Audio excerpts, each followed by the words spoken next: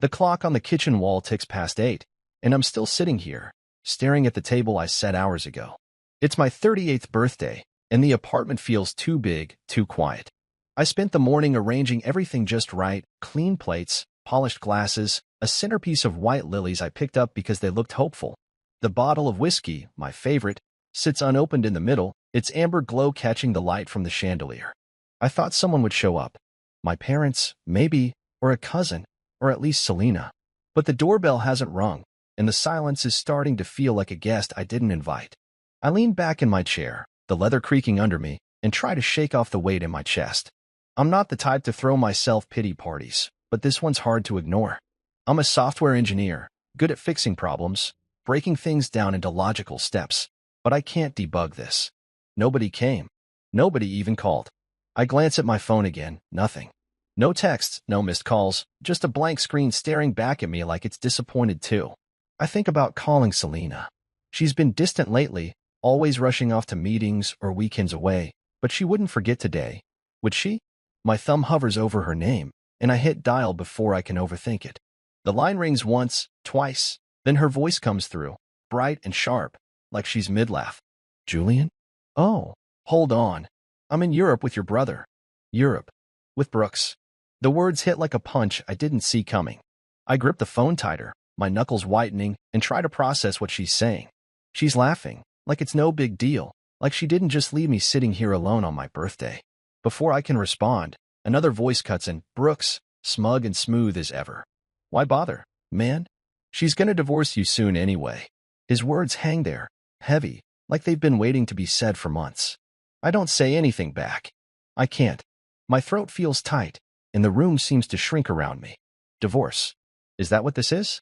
Is that why she's been pulling away? Why she's always with him instead of here? I hang up without a word, my hand shaking as I set the phone down. The apartment is quieter now, if that's even possible, and I feel like I'm sinking into the floor. I sit there for a long time, staring at the whiskey bottle, trying to figure out what just happened. My brother, the one who always gets the spotlight, the one who's got more money than sense, is halfway across the world with my wife. And I'm here, surrounded by plates nobody's going to use. I think about calling my parents, but I know they're probably at some gala or golf trip, too busy to check in. They've always been like that. Brooks is the star, and I'm just the guy who's good with computers. I rub my eyes, tired of feeling like this, tired of waiting for people who don't show up. Then I hear it, a soft knock at the door. My heart jumps, just for a second, thinking maybe Selena changed her mind, maybe someone remembered. I cross the room, my socks silent on the hardwood, and open the door. It's Miriam, my old mentor from university, standing there with a bouquet of daisies and a warm smile that feels like a lifeline. Happy birthday, Julian, she says, her voice steady, like she's been planning this all day. I step aside, letting her in, and something in me shifts. She's here. She chose to be here. We sit at the table, and she tells me about her new apartment, her retirement, the way she's learning to bake. I pour us both a glass of whiskey, and the burn feels good, grounding. We talk, and for the first time all night, I'm not thinking about who's not here. I'm just here, with her, and it's enough. Later, when she's laughing at some story about her cat, I pick up my phone. Not to call anyone, not to check for messages, but to take a picture. It's me and Miriam, smiling, the whiskey bottle between us, the lilies in the background. I don't think too hard about it. I just send it to Selena. No caption, no explanation, just the photo. Then I turn my phone off and set it face down on the table. I don't need to hear her response, not tonight. I look at Miriam, who's slicing into a lemon pie she brought, and I feel something I haven't in a long time. Peace. The silence isn't heavy anymore. It's just quiet, like a blank page waiting for something new. I take a sip of whiskey and let the warmth spread through me. This isn't how I thought my birthday would go, but maybe it's better.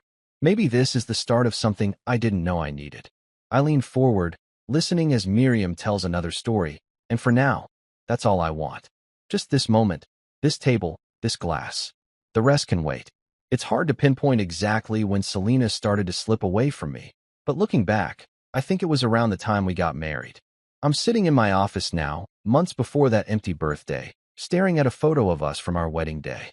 She's radiant in her white dress, her smile wide and bright, and I'm standing next to her, a little stiff in my suit, but happy, really happy. I thought she was everything I could ever want. She was elegant, the kind of woman who could walk into a room and make everyone turn their heads. As a marketing executive, she had this gift for talking to people, making them feel important, whether it was at a fancy gala or a coffee shop. I'm not like that. I'm quieter, more comfortable behind a computer screen, building software that makes things work better, like systems for hospitals to save time and lives. But Selena, she could charm anyone, and for a while, I thought she'd chosen me because she saw something in me that others didn't. I was wrong. I set the photo down on my desk, rubbing my temples, trying to make sense of how we got here. After the wedding, things changed, slow at first, then all at once. She stopped asking me how my day went, stopped sitting with me on the couch to watch those old sci-fi movies we both liked. I'd come home from work, my head full of code and deadlines, and she'd be on her phone, texting or scrolling, barely looking up. Just work stuff, she'd say if I asked. But her voice was always sharp, like I was interrupting something more important. I tried to brush it off, told myself she was busy, that her job demanded a lot. But then the weekends started disappearing. She'd pack a bag and say she was visiting friends or going to some networking event, and I'd nod, not wanting to seem clingy. I loved her, and love means trusting, right? But the truth was, I was starting to feel like a stranger in my own apartment. I leaned back in my chair, the hum of my computer filling the quiet. I think about Brooks, my brother, and how he's been around more lately. Not with me, but with her. He's always been the loud one, the guy who throws money around like it's nothing, the one our parents brag about at every family dinner. He's got his real estate deals, his flashy cars, and a way of talking that makes people hang on his words. I'm not jealous of him, not really, but I've always known he gets the attention I never did. Growing up, I was the kid who fixed the family computer, who built apps for fun, but to them, I was just good with tech. Brooks was the star, and I was the shadow. So when Selena started spending time with him, calling it family stuff, I didn't question it at first. I wanted to believe it was innocent, that they were just bonding because she was part of the family now. But there was this one night, maybe 6 months ago, that I can't shake. I came home early from a late coding session, and they were in our living room, laughing over glasses of wine. The air felt thick, like I'd walked into something I wasn't supposed to see. "Oh, Julian, you're back," she said, her voice too bright, and Brooks just smirked, leaning back on the couch like he owned the place. I mumbled something about being tired and went to bed, but I lay there for hours, staring at the ceiling, wondering why I felt so small in my own home. After that, it got worse. She'd mentioned Brooks in passing, how he took her to some exclusive restaurant, how he knew all the right people for her career. I'd listen, nodding, trying to be supportive, but each word felt like a brick piling up between us. I started to notice how she'd light up when she talked about him, how her eyes would spark in a way they hadn't for me in months. I'd ask her to stay home sometimes, maybe have dinner together, but she'd wave me off, saying she had plans, and I'd end up eating alone at the kitchen table, the TV on just to fill the silence. I'm not proud of it, but I started checking her phone when she was in the shower, not all the time, just once or twice. The messages weren't blatant, but they were there.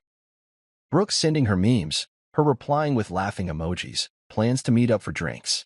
Nothing I could point to and say, "This is wrong," but enough to make my stomach twist. I never confronted her.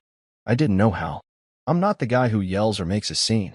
I solve problems logically, step by step, but this wasn't a bug I could fix with a few lines of code. I look at the wedding photo again, and it feels like it belongs to someone else's life. I loved her completely, quietly, the way I do everything, but now I'm starting to see I was just background noise to her. She wanted the spotlight, and I couldn't give her that, not like Brooks could. I closed my eyes, letting the weight of it settle. I don't know what's coming, but I know I can't keep living like this, fading into the walls of my own story. I need to find a way to matter again, to myself if no one else. I'm sitting on the couch in my apartment, a week before my birthday, my laptop open but untouched on the coffee table. The screen's gone dark, reflecting my face back at me, and I barely recognize the guy staring back. Tired eyes, a jaw that's been clenched too long. I'm trying to focus on work, some new feature for the hospital software I've been building for years, but my mind keeps drifting to my family, to the way they've always made me feel like I'm not quite enough. It's not a new feeling, but tonight it's sharper, like a splinter I can't ignore. Nobody's reached out about my birthday. Not even a text to ask if I'm doing anything special. I keep checking my phone, hoping for something, a message from my mom, maybe, or my dad, but the screen stays empty. It's silly to care this much, I know. I'm 38, not a kid waiting for a party, but the silence feels personal, like they've all decided I'm not worth the effort. I lean back, rubbing my hands over my face, and let my thoughts wander to the past, to all the years I spent trying to fit into a family that never really saw me. Growing up, it was always about Brooks. He was the loud one, the charmer, the kid who'd talk his way out of trouble and get a pat on the back for it. I was the quiet one, the one who'd rather take apart a computer than toss a football. My parents didn't know what to do with me. He's just good with computers, my mom would say, like it was a hobby I'd grow out of, not a skill that could change lives. I didn't mind too much back then. I liked my world of circuits and code, where things made sense if you worked at them long enough. But it stung when they'd skip my science fairs to cheer at Brooks' soccer games, or when they'd brag about his latest business idea while I was in the next room, building software that kept emergency rooms running smoothly. I never said anything. I just kept working, kept proving myself in my own way, thinking maybe one day they'd notice. They didn't.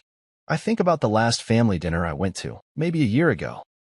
It was at some fancy restaurant Brooks picked, all glass walls and overpriced wine. My parents were there, beaming at him as he talked about his new condo development, throwing around numbers like they were confetti. I sat across from them, picking at my food, waiting for a chance to mention the award my team won for the hospital project. It never came. Every time I opened my mouth, Brooks would jump in with another story, and my parents would laugh or nod, hanging on his every word.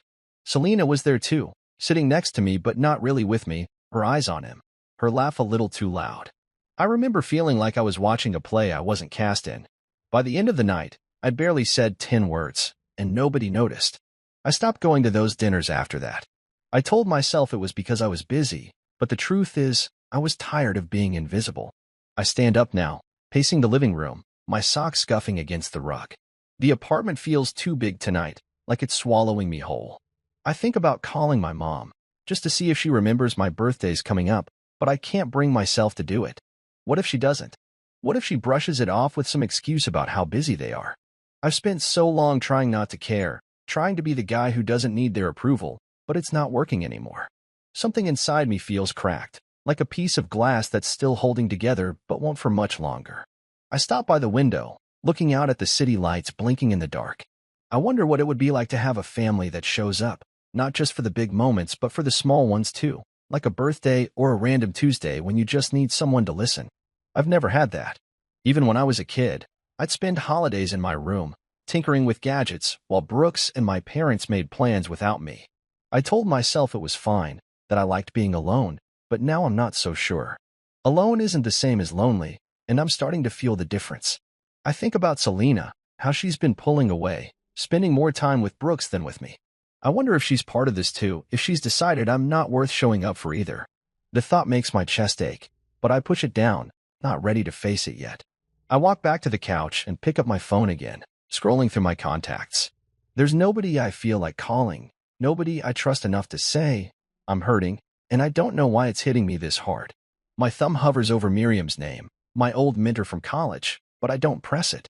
I haven't talked to her in years, and what would I even say? That my family forgot me? That I'm scared my wife's leaving me for my brother? It sounds pathetic, even in my head. I set the phone down and close my eyes, letting the quiet settle over me. This isn't just neglect anymore. It's something bigger, something that's been building for years. It's abandonment, plain and simple, and I don't know how to fix it. All I know is I can't keep waiting for them to change, for them to see me. I need to do something, anything, to stop feeling like this. I open my eyes and look at the laptop again. Maybe work's not the answer tonight, but it's something I'm good at, something I control. I sit down, wake the screen, and start typing, losing myself in the familiar rhythm of code. It's not much, but it's a start, a way to remind myself I'm still here, even if nobody else thinks so. I'm sitting at my desk 2 weeks before my birthday, the glow of my computer screen the only light in the room. The apartment's quiet, like it's been most nights lately, and I'm scrolling through emails, trying to focus on work but feeling that familiar ache in my chest. Selena's out again, some work event, she said, but I don't ask anymore. I know she won't tell me the truth, and I'm too tired to chase it. My birthday's coming up, and I keep thinking about how nobody's mentioned it, not her, not my parents, not even a coworker. I don't want a big party or anything, but the idea of another year passing without anyone noticing stings more than I want to admit. I lean back in my chair, running my hands through my hair, and stare at the ceiling. I need to do something different this time, something that feels like it matters. That's when I think of Miriam, my old mentor from college. She was the one person who always saw me, not just as a coder, but as someone with ideas, someone worth listening to. I haven't talked to her in years, not since she moved away after I graduated, but I heard she's back in the city, retired now. My fingers hover over my phone, and before I can talk myself out of it, I find her number and call. She picks up on the second ring, her voice warm and familiar, like no time's passed at all. "Julian, what a surprise," she says, and just hearing her say my name makes me feel steadier. We talk for a bit, about her new place, about my job, and then I blurted out, "I'm turning 38 soon, and I want to have a small dinner, just a few people. Would you come?" There's a pause, and I hold my breath, worried I've overstepped, but then she says, "I'd love to. Tell me when and where." I hang up feeling lighter, like I've taken a step towards something real. Fast forward to the night of my birthday, and I'm standing in my apartment, the table set with plates I polished myself, the whiskey bottle I picked out weeks ago waiting in the center. The clock's ticking past 7, and nobody's here. Not Selena, not my family. Nobody. I've been trying not to check my phone, but I can't help it. Still no messages, no calls. I called Selena earlier, and she laughed about being in Europe with Brooks, his smug voice cutting in about divorce. I hung up, sent a photo with Miriam later, and turned my phone off. That's done now. I'm trying to shake off the hurt when the doorbell rings, soft but clear. My heart lifts, just for a second, and I cross the room to open it. There's Miriam, standing in the hallway with a bouquet of daisies and a foil-covered dish that smells like lemon and sugar. "Happy birthday," she says, her eyes crinkling with a smile that feels like home. I step aside, letting her in, and the weight I've been carrying all day starts to loosen. She sets the flowers in a vase I didn't even know I had, chatting about how she's been experimenting with baking since she retired. "This is lemon pie," she says, uncovering the dish. "I hope it's edible." I laugh, the sound surprising me, and grab 2 glasses for the whiskey. We sit at the table, and she raises her glass, looking right at me. "To you, Julian," she says. "To the man who builds things that matter, even when nobody's watching." Her words hit me hard, not because they're fancy, but because they're true. She sees me, the way I've always wanted to be seen, and for the first time tonight, I feel like I'm enough. We talk about everything, her teaching days, my latest project, the way the city's changed since we met. She tells me about a student she had who reminded her of me, someone quiet but fierce when it came to solving problems. I tell her about the hospital software, how it saved lives in ways I never expected. It's not bragging. It's just easy with her, like I don't have to prove anything. The whiskey burns smooth, and the pie's better than she gave herself credit for, tart and sweet all at once. Hours pass, and I don't even notice. I'm not thinking about Selena or Brooks or my parents. I'm just here, in this moment, with someone who showed up when nobody else did. Later, when we're clearing the plates, I pick up my phone without thinking and snap a photo of us. My arm's around her shoulder, and we're both smiling, the whiskey bottle and flowers in the background. I don't plan to send it. It's just for me, a reminder of this night. But then I think of Selena, of her laugh when she said she was with Brooks, and I open my messages. I send the photo, no words, just the image. It's not about making her jealous or getting even. It's about closing a door, about saying I don't need her to make this day matter. I turn my phone off again and set it down, feeling a calm I haven't in months. Miriam's telling a story about her cat knocking over a plant, and I laugh, really laugh, for the first time all day. The apartment doesn't feel empty anymore. It's just us, this table, this night, and it's more than I thought I'd have. I pour another splash of whiskey and settle back in my chair, letting her voice fill the room. This isn't the birthday I planned, but it's the one I needed, and for now, that's enough. It's the morning after my birthday, and I'm sitting at the kitchen table, the remnants of last night still scattered around me, empty whiskey glasses, a half-eaten lemon pie, the daisies Miriam brought drooping slightly in their vase. The apartment's quiet again, but it's not the heavy kind of quiet from yesterday. It's softer, like the world's giving me a moment to breathe. My phone's been off since I sent that photo of me and Miriam to Selena, and I'm not ready to turn it back on. I know what's waiting for me, missed calls, texts, maybe even voicemails, and I don't have the energy to deal with them yet. I sip my coffee, the mug warm against my palms, and think about last night, how Miriam stayed until almost midnight, how we talked about things I haven't said out loud in years. It wasn't just catching up. It was like she was reminding me who I am, the guy who used to dream big before I got caught up in trying to please everyone else. I'm still thinking about her toast, about building things that matter, when my phone buzzes on the counter. I forgot I turned it on for a second to check my work email. I pick it up, and the screen lights up with notifications, 10 missed calls from Selena, then 20, now 30 as another one rolls in. I let it go to voicemail, my thumb hovering over the screen as texts pop up one after another. Who is she? The first one reads. Then, answer me. Then, Julian, this isn't funny. I stare at the words, and a faint smile tugs at my lips, not because I'm happy, but because it's so predictable. She's not upset that she wasn't here, not sorry for leaving me alone on my birthday. She's just mad about the photo, about the idea that I might not be sitting here waiting for her. I set the phone down, screen up, and watch it buzz again. Another call, another text, but I don't pick it up. Instead, I think about Miriam, about how she showed up when nobody else did, how she didn't need me to be anything other than myself. We talked about dreams last night, about the ones I used to have before I got married, before I started measuring my life by other people's expectations.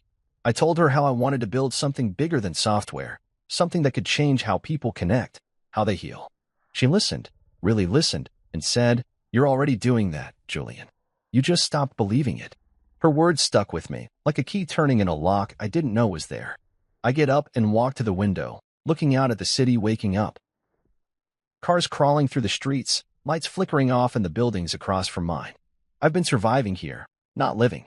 I've been going through the motions, working long hours, coming home to an empty apartment, hoping Selena would notice me, hoping my family would remember I exist. But last night, sitting across from Miriam, I realized I don't want to keep doing that. I don't want to be the guy who waits for people who don't care if I'm breathing. My phone buzzes again, and I glance at it. Another voicemail, probably Selena yelling or crying, or both. I don't listen. I turn it off completely this time, shoving it into a drawer like I'm locking away a distraction. I don't need to hear her voice to know what's real. She's been gone for months, maybe longer, and I've been too stubborn to admit it. I think about Brooks, too, about his smug comment on the phone yesterday, about divorce like it's a done deal. Maybe it is. Maybe that's what this has been leading to all along. But if it's over, it's not going to be on their terms. It's going to be on mine. I walk back to the table, picking up the whiskey glasses and carrying them to the sink. The routine of washing them, drying them, putting them away feels grounding, like I'm clearing space for something new. I think about Miriam again, about how she talked about integrity last night, about how love isn't just a feeling, it's a choice, a commitment to show up even when it's hard. I haven't had that. Not from Selena, not from my family. But I had it last night, in that small, warm moment with someone who didn't owe me anything but chose to be there anyway. I dry my hands and sit back down, staring at the pie. I cut myself a slice, even though it's barely 9 in the morning, and take a bite. The tartness wakes me up, and I smile, thinking of Miriam's laugh when she warned me it might not be perfect. It's better than perfect, it's honest. I eat slowly, letting my thoughts settle. I don't know what comes next, not exactly. But I know I can't stay here, in this apartment, in this life, waiting for things to change. I need to move, to build, to find people who see me the way Miriam does. I think about my work, about the software I've poured years into, about the lives it's touched without me ever taking credit. Maybe it's time to step out of the shadows, to stop hiding behind my code and start owning what I've done. I finish the pie and lean back, feeling a little steadier. The day's stretching out in front of me, and for the first time in a long time, it doesn't feel like something to survive. It feels like a chance to start over, to figure out what I want, not what I'm supposed to want. I don't need Selena's calls or Brooks' taunts or my parents' approval. I need me, my ideas, my strength, my choices. I stand up, grab my laptop, and open a new document. It's not code this time, just a blank page. I don't know what I'll write yet, but it feels right, like the first step towards something I can't name but know I need. The phone stays in the drawer, and the world stays out there. For now, it's just me, and that's enough. It's been a week since my birthday, and I'm standing in the middle of my apartment, surrounded by cardboard boxes I've been packing all morning. The place looks smaller somehow, stripped of the things that made it mine: books, framed photos, the coffee mug I always used. I'm moving out, not because I can't afford to stay, but because I can't keep living in a space that feels like a museum of a life I don't want anymore. Selena's still in Europe, hasn't been home since before my birthday, and I'm not waiting for her to come back. I'm done waiting for anyone. I tape up a box of clothes, my hands moving on autopilot, and think about the steps I've taken over the past few days. It started the morning after my birthday, when I turned my phone off and decided I needed to take control. I sat at my desk, made a list of what I needed to do, and got to work. First, I backed up all my essential tech projects, years of code, designs, everything I've built for the hospital software and beyond. It's all safe now, stored on a secure drive I keep in a lockbox. I don't know why it felt so urgent, but something told me to protect what's mine. Next, I went online and found a P.O. box in my name, somewhere nobody else knows about. I set up mail forwarding, so anything important, bills, work stuff, goes there instead of here. It's a small thing, but it feels like a clean break, like I'm cutting ties with this address, this life. The biggest step came yesterday, when I signed a lease on a new place in another city. It's a loft, old and rough around the edges, with exposed brick walls and a view of a river that glints in the mornings. I found it online, called the landlord, and drove out to see it the same day. Standing in that empty space, I could breathe easier, like the air was clearer there. It's not fancy, not like the sleek apartment I'm leaving behind, but it's mine. No memories of Selena, no echoes of Brooks or my parents. Just a blank slate. I grab another box from the stack in the corner and start packing my books, wrapping them carefully in bubble wrap. Each one feels like a piece of me, sci-fi novels I read in college, technical manuals I studied to get better at my job, a poetry collection Miriam gave me years ago. I pause, holding that last one, and smile, thinking of her. She texted me yesterday, just to check in, and I told her I was moving. Good for you, she wrote back. Build something new. That's what I'm trying to do, even if I'm not sure what it looks like yet. My phone's on the counter, still mostly off. I only turn it on for work or to call people I trust. Selena stopped blowing it up with texts, but I know she'll see the divorce papers soon. That's the other thing I did this week. I called Ira Delgado, a friend from college who's now a lawyer. We met for coffee a few days ago, and I told him everything. Selena's trips with Brooks, the way she's been pulling away, the birthday call where he talked about divorce like it was his idea. Ira listened, didn't judge, just nodded and said, "You want out? I'll make it clean." I told him I didn't want to fight, just a fair split, and he said he'd draw up the papers. They're ready now, sitting in an envelope on my desk, addressed to Selena at her office since I don't know where she's staying. I wrote a note to go with them, nothing angry or dramatic, just one line. You left long before I did. It's true, and saying it, even on paper, feels like letting go of something heavy. I carry a box to the door, stacking it with the others for the movers I hired. The logistics are simple. Most of my furniture's staying, since the new place is furnished, and I don't want anything that reminds me of here. I'm keeping my tech gear, my books, my clothes, and a few small things, like the whiskey glasses from my birthday. Everything else can go. I glance around, making sure I haven't missed anything, and spot a photo frame on a shelf, one of me and Selena at a beach last year. I pick it up, studying her smile, and wonder when it stopped being real. I don't feel sad, not exactly, just distant, like I'm looking at someone else's life. I set it down, leaving it for her to find, or not. It doesn't matter anymore.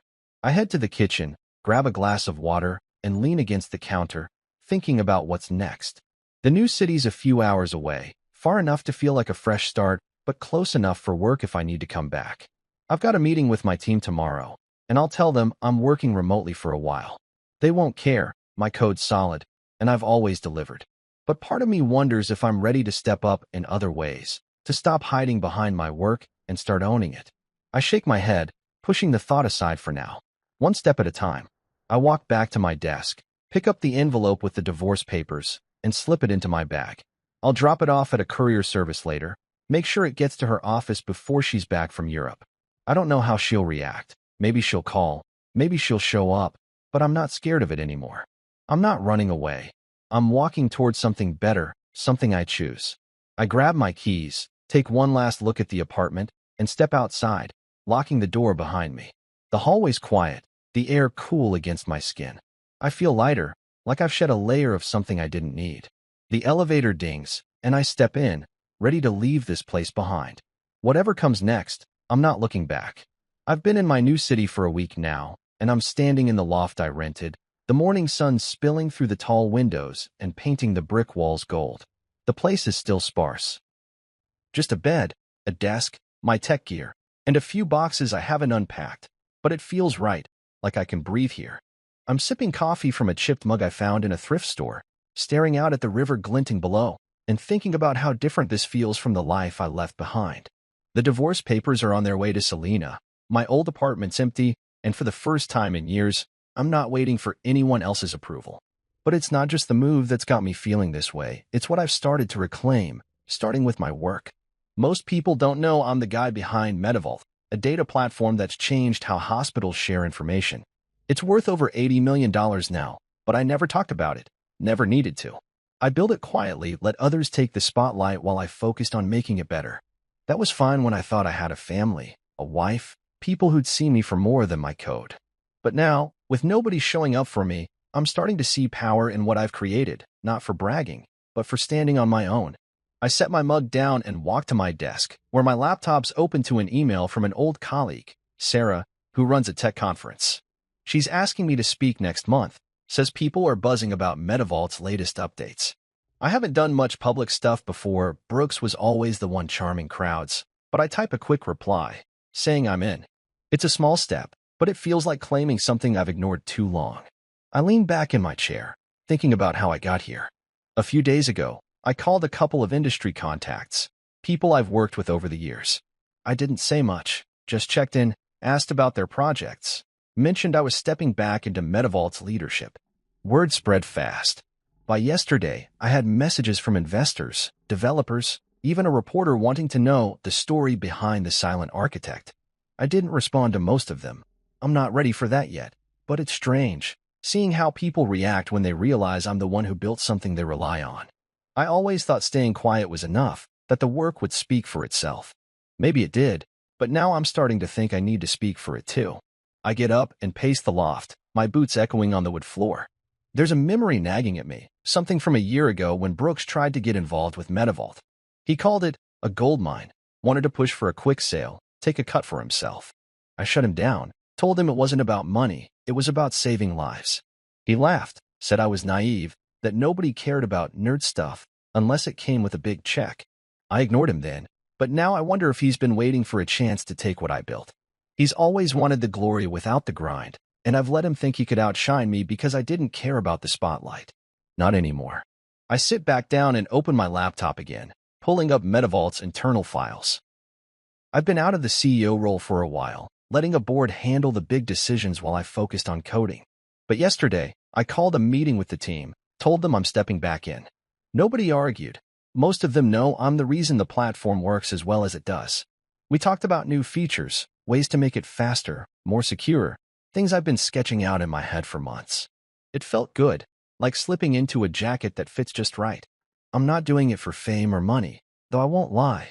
Knowing it's mine, knowing I built something nobody can take away, feels like armor against everything I've lost.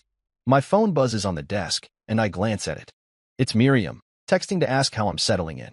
I smile, typing a quick reply about the view and the coffee. She's been checking in every couple of days, not pushing, just letting me know she's there. It's strange, having someone care without expecting anything back. I tell her I'm good, that I'm figuring things out, and she sends a thumbs-up emoji that makes me laugh. I set the phone down and look out the window again. The city's waking up, people walking along the river, a dog chasing a ball, life moving forward. I think about the people who used to laugh at me, not just Brooks but colleagues, even some friends who thought I was just a coder, nothing special. They're reaching out now, leaving voicemails, sending emails, acting like we've been close all along. I don't answer most of them. I don't need their validation. I needed it from my family, from Selena, but they didn't give it. And I'm done asking. What I need now is to keep building, not just software, but a life that feels like mine. I close my laptop and grab my jacket, deciding to take a walk. The air outside is crisp, the kind that wakes you up, and I head toward the river, hands in my pockets.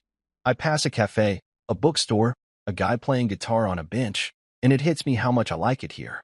Nobody knows me, not as the guy who built MediVault, not as Brooks' brother or Selena's husband, just as me. I stop by the water, watching it ripple under the sun, and feel something settle in my chest. This is my city now, my work, my life. I've spent too long letting other people write my story, but I'm taking the pen back.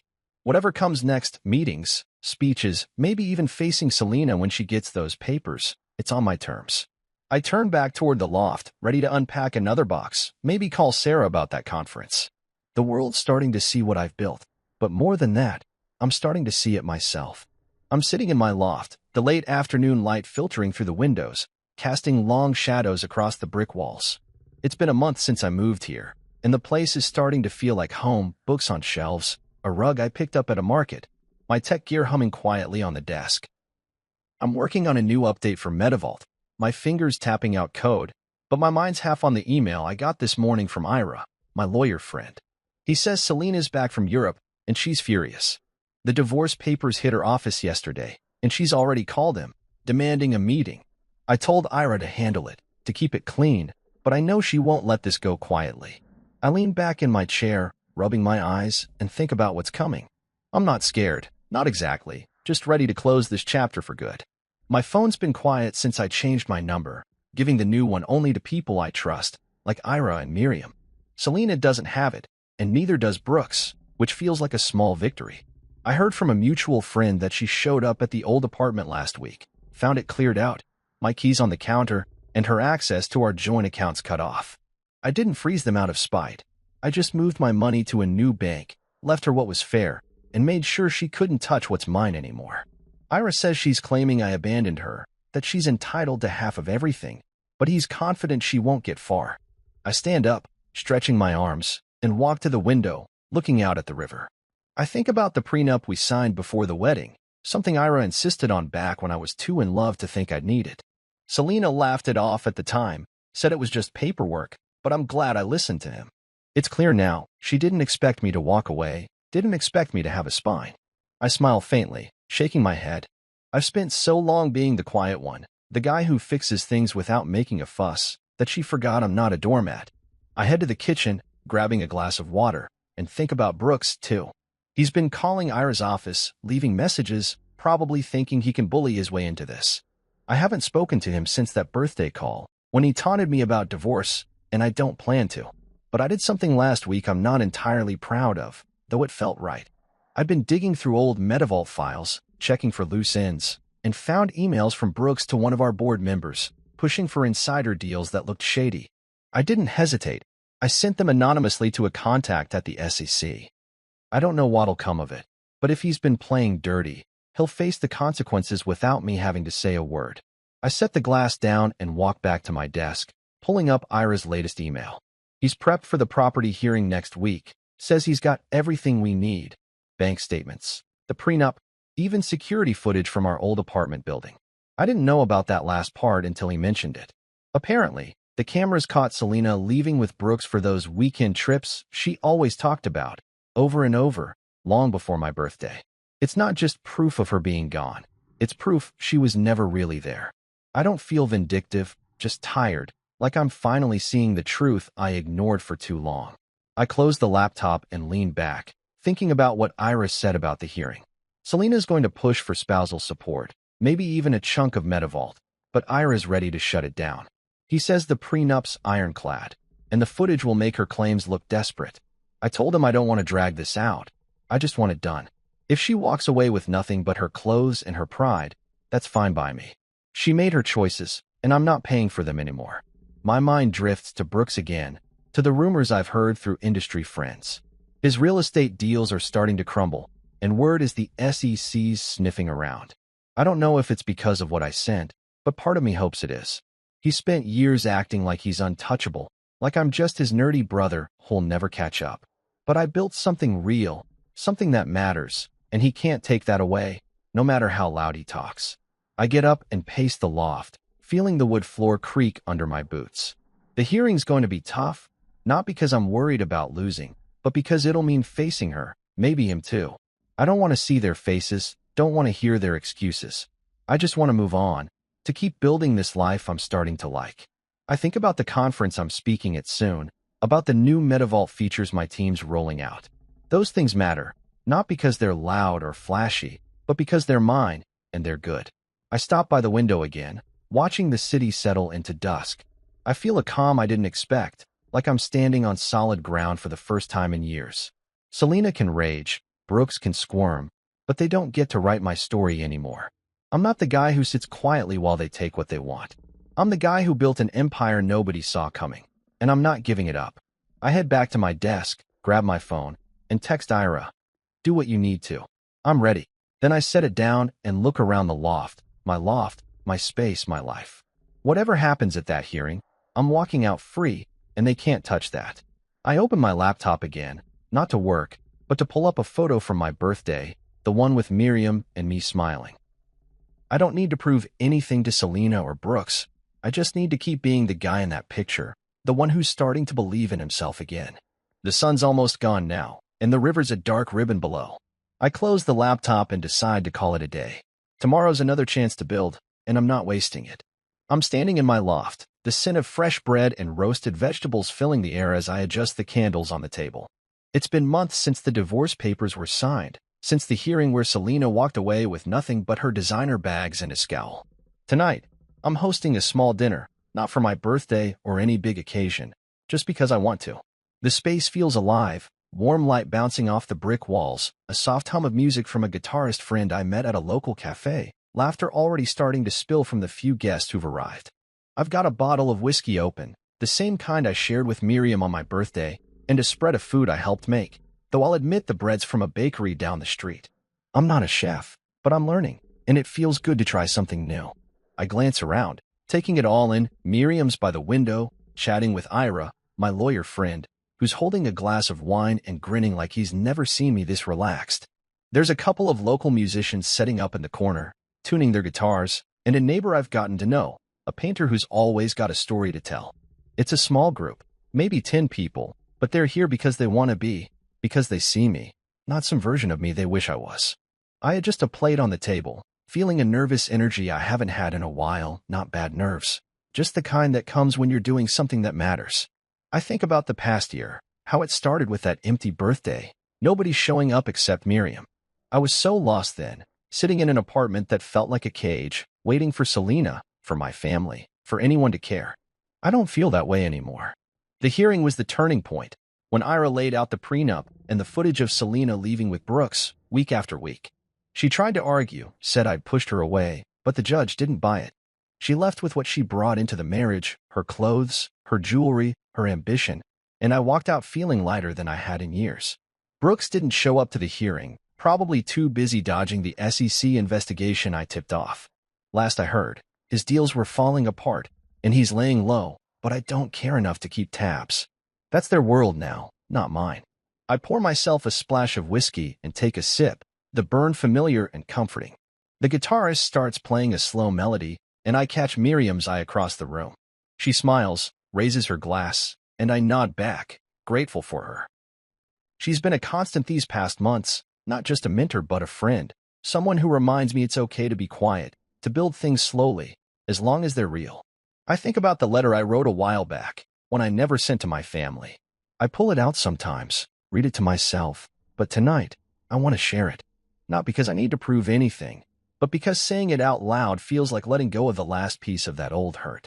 I clear my throat, stepping to the center of the room, and the chatter quiets down. Hey, everyone, I say, my voice steadier than I expect. I just want to say thanks for being here. This year's been a lot, and having you all in my life means more than I can put into words. I wrote something a while ago, something I needed to get out, and I'd like to read it if that's okay. Nobody objects, just nods or smiles, and I pull the folded paper from my pocket. My hands shake a little, but I unfold it and start reading. To my family, I never needed you to be proud. I only needed you to show up. You didn't. And now, neither will I. The words hang in the air, simple but heavy, and I look up to see Miriam wiping her eyes, Ira giving me a small nod. Nobody claps or makes a big deal, and I'm glad. They just listen, and that's enough. I fold the paper and slip it back into my pocket, feeling like I've set down something I've carried too long. Anyway, I say, breaking the silence, let's eat. That gets a laugh, and the room comes back to life, people grabbing plates, passing dishes, talking over each other.